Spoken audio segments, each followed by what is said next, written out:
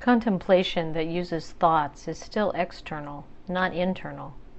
Internal contemplation has to be a focused watching that's motionless and still. It's a contemplation that's composed of focused watching, not something that's thought out. Your contemplation has to go through many layers, not one. The first layer is to watch on the level of perceptions and labels. Next you watch thoughts, and then next you watch awareness. If you're watching labels, see them simply as labels, the act of recognition, the awareness that you've recognized something and then the label disbands. If you're watching thoughts, see how a thought arises, what it's about, and then how it disbands. Then a new thought arises, and it too disbands. This is the second level. Then you watch awareness, the awareness of the mind, pure and simple, a sensation that arises right at the mind. Watch that sensation right at the mind and see how it disbands in just the same way. We have to use mindfulness and discernment, which are like extremely sharp shovels and hoes, to dig down to our sense of self. Then we can turn it over and look at it from all sides to see exactly where it's our self. Try contemplating the form, feeling, perception, fabrication, or consciousness that you hold on to so tightly, to see exactly where it's constant, pleasurable, or self. We haven't contemplated the pile of 5 aggregates, which is changing before our very eyes, in order to see correctly its natural conditions as they appear. That's why we've fallen for the allure of attachment and clinging that give rise to the sense of self that functions as the taker, the consumer, the receiver of results. And then we have to suffer by entering into the consuming and receiving, all without realizing it. In fact, we want more. For instance, when we receive the results of a mind that's quiet and at ease, we want them to stay that way. When they change, we get all stirred up. But if we understand the principles of inconstancy, stress, and not self, we can let go. We don't have to hold on tight. Right here is the path to release. You've come here to practice specifically for the sake of putting an end to your sufferings and defilements, so you have to forget everything else. You don't have to concern yourself with lots of things. Simply focus your attention on your body and mind, and everything will grow empty on its own. You don't have to go desiring the emptiness. Don't get yourself embroiled because of desire. Instead of letting go of the things you should let go, you feed them more fuel so that they flare up even stronger. Instead of dealing with the things you should abstain from, or give up, or weaken, or destroy, you don't deal with them at all. And then you keep looking for new meditation techniques. Your defilements are arising right in your face, right in the mind with every moment, and yet you don't deal with them. All you do is look for things outside to delude yourself. The practice of the Dhamma is a way of curing the illnesses inside the heart and mind. So we have to devote ourselves to the practice to the utmost of our abilities. We have to practice heedfully so that defilement, craving, and clinging will grow lighter. We have to focus and contemplate continuously at all times so as to destroy our attachment to self. This is the most important work in our lives, contemplating physical and mental phenomena to see their inconstancy, stress, and not selfness. And we have to keep at this work all through our life as long as the defilements haven't yet ended. We keep looking, contemplating, letting go, continually. The hot defilements are easy to see, but the cool, damp defilements, such as love, desire, affection, that burn the mind with a cool, damp fire, as poisonous as acid, those are hard to see. You have to examine yourself so that you know them for what they are. Otherwise, you'll keep accumulating the fungus that causes damp rot within you. The more your attention goes leaking outside, the more stupid you become. The more you focus inside, the sharper you become, and the more you'll be able to disband your sufferings and defilements. The more you focus outside, the more you pick up the fungus that causes damp rot, and the more you become a garbage pit. When we see defilements showing themselves in other people, we can see how ugly they are by seeing how ugly those people act. But when they show up in ourselves, we see them as good and right. This is where we're inconsistent, seeing our own defilements as our close friends, in line with the old saying, seeing a bladed discus as a petaled lotus. Is that the way we are? This is something really worth looking into. If you know how to focus on the arising of defilement, whether it's greed or anger, even if it arises only a little bit, you should focus on staring it down to the point where you can snuff it out. If you don't make use of this approach, you won't have the strength to fight it off. If you feed it fuel until it starts fabricating all out of bounds, it will flare up as a huge fire and you won't be able to put it out. If you want to put it out, you have to snuff it out in the very first stage where it appears as a slight sense of liking or disliking. You have to keep contemplating to see, when the mind is empty like it is now, how these feelings arise. You have to contemplate to see how they disappear, and how you can make sure that nothing else will arise to fabricate them any further. Your awareness of the stem point of fabrication is a means of snuffing out suffering right from the start, a means that's correct and uses the least strength. Snuffing out blatant greed and anger isn't easy, for their roots are still in place. They're still nourished by fertilizer. That's why they have to keep flowering and bearing fruit. So if we really want to take the approach that's quickest and most correct, we have to focus down on destroying delusion, our lack of familiarity with the truth. Focus right on the issue of how defilements, when they arise, make the mind murky, bothered, and hot. Then contemplate how to disband them. When they disband, does the mind feel cool? Keep looking right there. The coolness here doesn't come from our making it cool.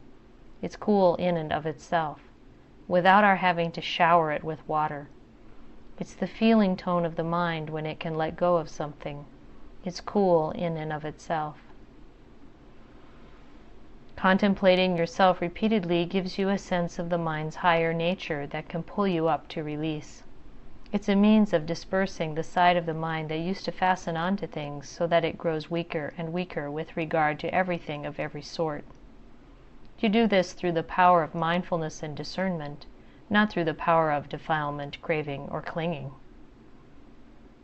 When the mind is struggling to get something, just watch it at first. Only when it stops struggling should you deal with the issue in line with what's appropriate. In this way, desire will grow weaker and your actions will lie under the power of mindfulness and discernment. If we don't experiment with using the power of mindfulness and discernment to win out over defilement, we'll stay ignorant as always. We'll just keep on eating and living at our own convenience, but when anything strikes, we'll start spinning away, grasping after all kinds of things. This is because we haven't worked at developing endurance and tolerance. We haven't trained ourselves to endure looking at pain and suffering, to endure focusing on pain and suffering, to see how heavy they are, to see whose pains and suffering they are. Only if we endure looking at the pain and suffering, endure focusing on the pain and suffering, until the pain and suffering dissipate, that's when we'll gain great benefits from our practice. We have to train ourselves a great deal in contemplating pain, focusing on pain, to the point where we can let go of pain and the mind doesn't fall in line with pain. The pain then doesn't go any further than the body. As for pleasure, you don't have to latch onto it. You don't have to be pleased by pleasure. You have to see pleasure and pain as equal. They're equally inconstant and stressful, as they've been from the very beginning. No matter how pain arises while sitting in meditation, you have to endure looking at it until you can let it go. See it as the stress of physical and mental phenomena, or the stress of the aggregates. As for the mind, keep it in a state of normalcy without struggling. In this way, craving won't arise. If you let craving arise first, you'll have a hard time letting it go. It'll thrash all around. Simply be involved in watching the pain. When it arises, let it arise. If it's strong, simply know that it's strong. Don't let craving arise. Let there just be the feeling in and of itself. Notice how it takes shape, how it changes, and simply watch it that way. Keep any craving at bay. Or if you want, you can turn and look at the mind pure and simple. If it's in a turmoil, you can know that craving has already arisen. If it's at normalcy, watch over it carefully, for it can pick up moods very quickly. If your attention lapses, it'll go flowing along with a mood.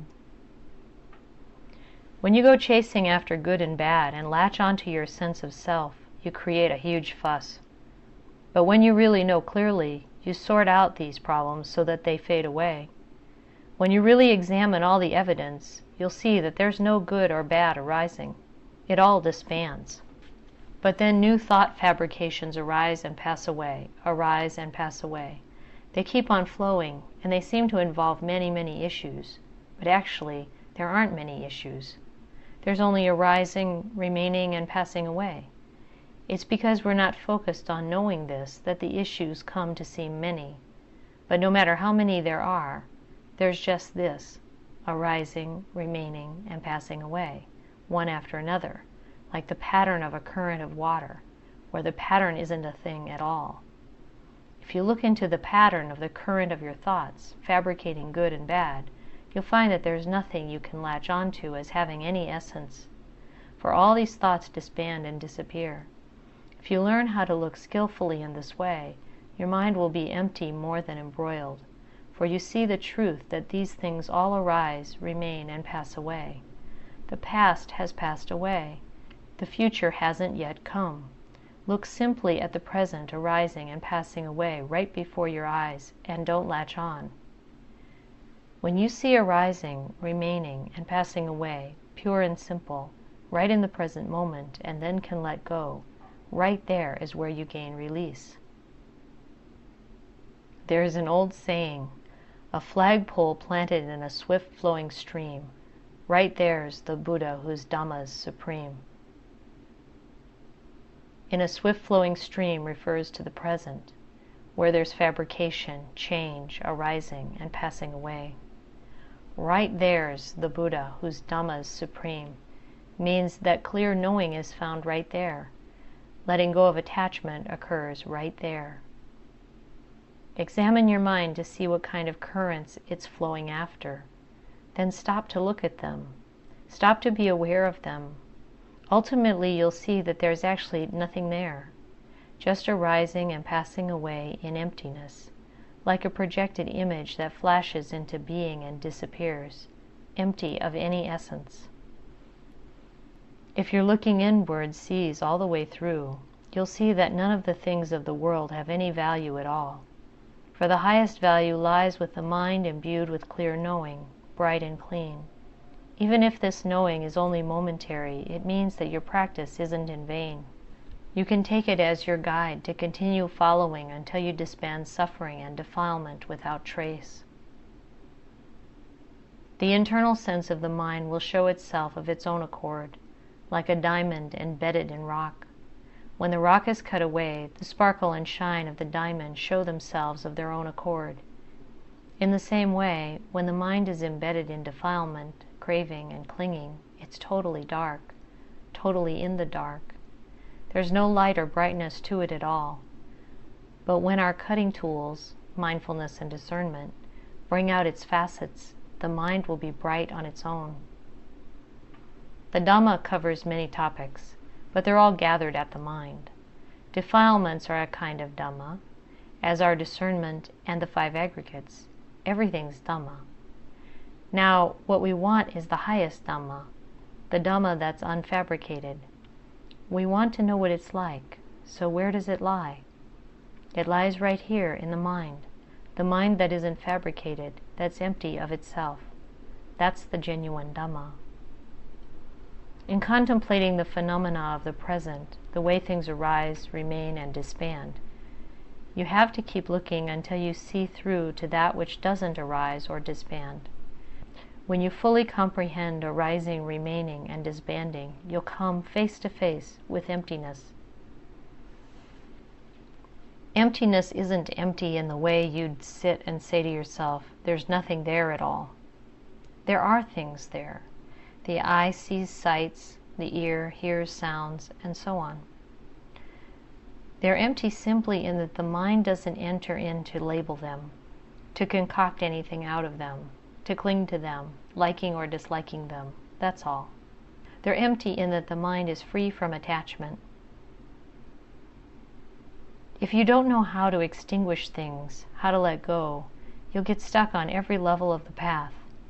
If you get stuck on the delicious flavor of emptiness or stillness, that's delusion's version of nibbana. The practice requires that you pass through a lot of things. If you gain new knowledge and latch onto it, that will create an obstacle along your way. It's like taking a journey. If you run across something strange and new, and you're not willing to continue along your way because you get contented with where you already are, you end up setting up house right there. Your ability to continue on the journey depends on an awareness that sees clearly all the way through. But here your awareness isn't clear all the way through, and you set up house right here, thinking that nibbana lies right here at the emptiness. That opinion is what blocks your way. If you take that sense of stillness and emptiness simply as a resting spot, it holds little danger, for you still have the opportunity to continue along your way. The path that snuffs out defilement has to focus on snuffing out the view that latches onto knowledge and views. You have to recognize the stages of the path that you need as resting spots, and to realize that you're holding on to them simply as temporary dwellings. If you grip them tightly, you'll get stuck there and will go no further. If your awareness focuses down like this again and again and again, the mind will ultimately have to surrender. Its old habit of wandering around to know this and that will gradually calm down and grow still without your having to force it, for it won't be able to withstand your constant gaze. Every time you look at it, you'll see its deceptiveness. You'll see that it's not worthy of credence, not worthy of attachment, and so that deceptiveness will have to shrink away. It's like a person who comes to flatter you. As soon as you focus your gaze on him and realize what he's up to, he has to shrink away in embarrassment. To focus on the point where your sense of self arises, your mindfulness and discernment have to develop many approaches from many angles, using tricks that you can figure out on your own. The basic trick is a small thing. Look for the point where the sense of self disbands on its own. If your awareness doesn't penetrate clearly into the disbanding of the property of consciousness, there's no way you can know how mental states arise and pass away. There's no way you can know how they wander around to take on objects, how they fall into the swirling currents of good and bad thought fabrication, or how they get all wound up in a turmoil. So when you choose your focus, focus directly on the disbanding of mental states. When they take on an object, do they disband? Keep looking until you see how they disband on their own. If you can't manage this, focus first on the disbanding of physical and mental phenomena. When you clearly see the disbanding of physical and mental phenomena, you'll know for yourself how the consciousness which knows that disbanding also disbands on its own. Each and every moment it knows those things. Knowing the disbanding of consciousness is very useful. No matter how it arises, consciousness always disbands on its own. That way you won't latch onto the idea that it has a self of any kind. To know the disbanding of consciousness, pure and simple, is to know the disbanding of everything. It's like opening up the entire world, or stripping off the entire world and throwing it away. When you can strip it away, throw it off, and let it go, there's nothing but emptiness, an emptiness that's bright and clear, with no sense of the world at all. The words world and five aggregates are simply conventions to help us see how there's change. To become acquainted with the property of awareness, pure and simple, you have to observe the mind's movements in response to contact. You have to know arising and passing away, and you have to observe the awareness that accompanies the mind, which lies deep within the mind or in the property of consciousness. If it's not fabricated or labeled, it will stay quiet. It will maintain its stance. If you want to see how long it can maintain its stance, you have to observe its movements in response to contact or in response to the internal sensation of labeling. When these things arise, can that awareness maintain its stance? If it can't, it will get fabricated into distraction, and by the time the matter calms down, you'll be worn out. If you can see into the condition of awareness, pure and simple, you'll know your foundation, your inner foundation. In the beginning, you have to depend on mindfulness as your foundation for focusing on in. Then you focus on looking to know the condition of change, of arising and passing away. This is focused looking, not simple looking. Simple looking doesn't lead to any knowledge. It's delusion. Focused looking, to the point of giving rise to clear knowing, is, in and of itself, a means of destroying delusion. On whatever level you're free from fabrication, from mental labels, or free from attachment, it's a means of clear knowing within the mind, or the property of consciousness. For your awareness to reach into the gathering point of the mind, or of the property of consciousness, pure and simple, you have to focus on the condition of change within the mind itself. You do this to destroy the deep seeds of the property of consciousness. These seeds, which lie continually in the property of consciousness, are very refined. These are the seeds of sensual craving, craving for becoming, and craving for non-becoming. Sensual craving is something fairly easy to observe. The way it moves in to create desire for sights, sounds, smells, tastes, tactile sensations is something fairly easy to see. As for the more latent seeds of craving for becoming, the craving to be or have a self or things belonging to a self, these lie deep. So we have to look deeply in if we want to destroy them. If you can see all the way through to these seeds and can destroy them, that will be your path to release from suffering. This gathering point of the property of consciousness, pure and simple, or of the property of awareness, pure and simple, is thus something really worth looking into. If you don't gather your awareness to look into this point, you'll find it hard to destroy the seeds. Whatever seeds you do destroy will be external seeds, such as those in sensory pleasures. But the seeds that are latent tendencies lying within the mind or the property of consciousness have no intentions of their own. That's why we rarely see all the way into them, why we rarely know them, rarely see them. This is because we play around with their children, their followers, sensory pleasures. We don't focus on in to look inside to get any perspective at all. The unintentional tendencies that lie deep in your character, you can't intentionally get rid of them at the drop of a hat. The only way to get rid of them is to contemplate inwardly, step by step, so that you know them clearly. You have to reach the basic level of knowing that's unintentional if you want to get rid of the other unintentional things in the mind. The property of consciousness contains within it the sense of being or having a self. It contains the seeds that give rise to being and having in the same way that a seed contains bark, branches, and leaves. If you focus in to know the condition of the property of name and form, pure and simple, that in and of itself will destroy the seeds for rebirth. We have to contemplate to see natural conditions of both sorts, starting with the changing condition of such things as the aggregates, penetrating through to the unchanging condition which is the total disbanding of suffering.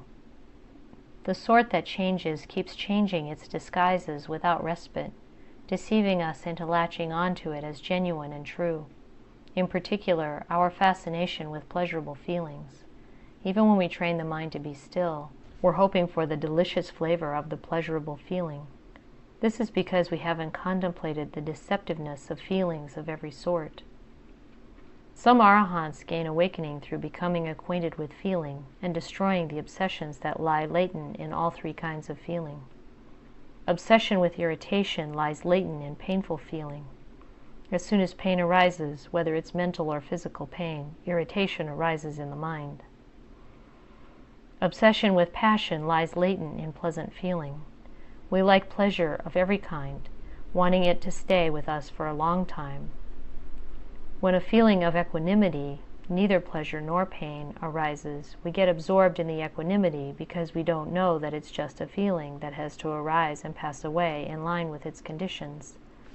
This is why the obsession with ignorance lies latent in equanimous feeling. How do we let go of these obsessions? This is something to which we should give a lot of attention, because feeling has a lot of allure that can engender craving. For example, when the mind is still and empty and then changes so that it's no longer still and empty, we want it to be still and empty again. The more we want, the more it's not empty. If we can disband the desire for emptiness, that in and of itself will let the mind grow empty again. Desire is what gets the mind embroiled in a turmoil, so desire is what we have to disband. We practice restraint of the senses so as to disband desire. Because the mind is always desiring to see the sights, hear the sounds, smell the aromas, taste the flavors, and touch the tactile sensations surrounding it on all sides. It's because we don't know how desire is the cause of suffering that we struggle to satisfy our desires, and then all kinds of suffering follow. The word Sankata Dhamma, fabricated phenomena, covers conditions of nature that are marked by the three characteristics. The things we have to study are summarized in two words, Sankata Dhamma and Asankata Dhamma.